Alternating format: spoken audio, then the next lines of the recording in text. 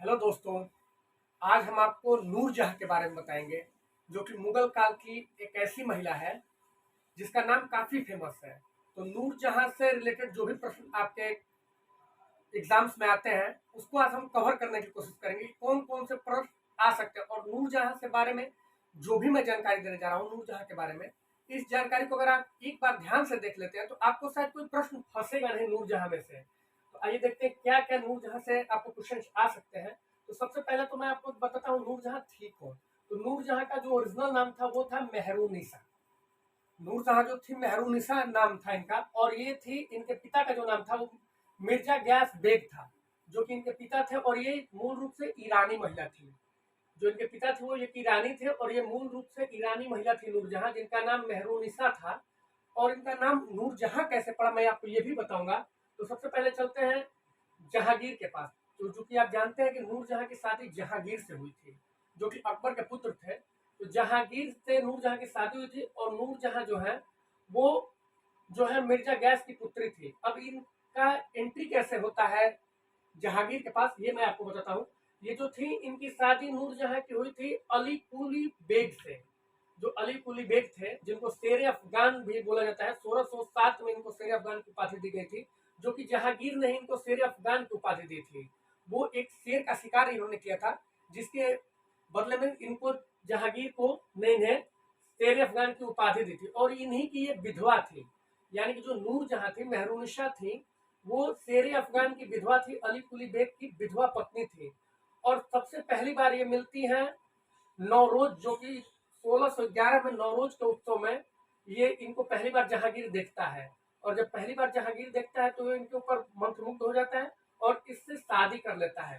तो जो यहाँ से क्वेश्चन बनता है, पहली बार जहांगीर ने नूरजहाँ को देखा कहाँ, तो वो फंक्शन था नौरोज के फंक्शन में पहली बार देखता है। और उसके बाद ये विधवा किसकी थी, तो शेर अफगान की विधवा थी। शेर अफगान का वास्तविक नाम अली कुली बेग था।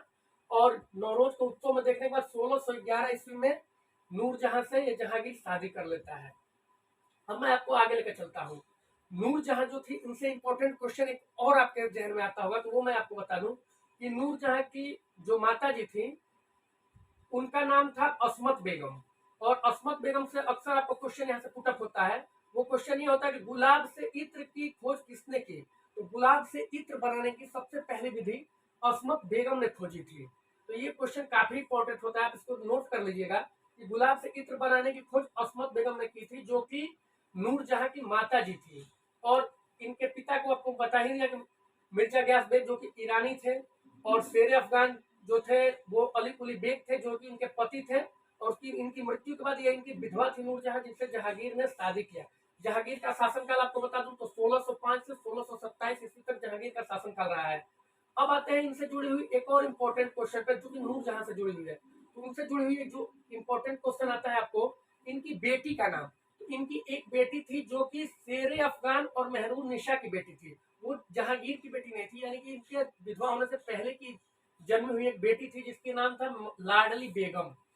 लाडली बेगम नाम था। आपसे पूछा जा सकता है कि मेहरुन्निसा की पुत्री या मेहरुन्निसा या शेर अफगान की पुत्री, तो लाडली बेगम थी।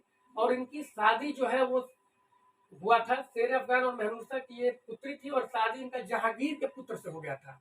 जहांगीर ने ही अपने पुत्र से इनकी पुत्री की शादी कर दी, यानी अपनी बेटी की ही शादी अपने पुत्री से कर दी, क्योंकि दो माँ तो एक ही थी, बेटों की माँ दो हो गई। ये मुस्लिम धर्म में आपको अक्सर मिल जाएगा ऐसी चीजें। तो उसका जो शादी हुआ था वो था शाह शहरयार से हुआ था, सॉरी शहरयार, इसका नाम शहरयार था, जो कि जहांगीर का पुत्र था। तो ये जो भी आपका क्वेश्चन था नूरजहाँ से, वो मैंने इस वीडियो के अंदर में कवर करने की कोशिश की है। आशा करता हूँ कि ये जानकारी आपको अच्छी लगी होगी, जो कि नूरजहाँ से रिलेटेड थी। तो नूरजहाँ से कोई डाउट अब नहीं बचा होगा आपके मन में। और ये थी नूरजहाँ की कहानी। अगर वीडियो अच्छी लगी हो तो लाइक करें, शेयर करें, और ऐसे ही मजेदार वीडियोस के लिए चैनल को प्लीज सब्सक्राइब करें।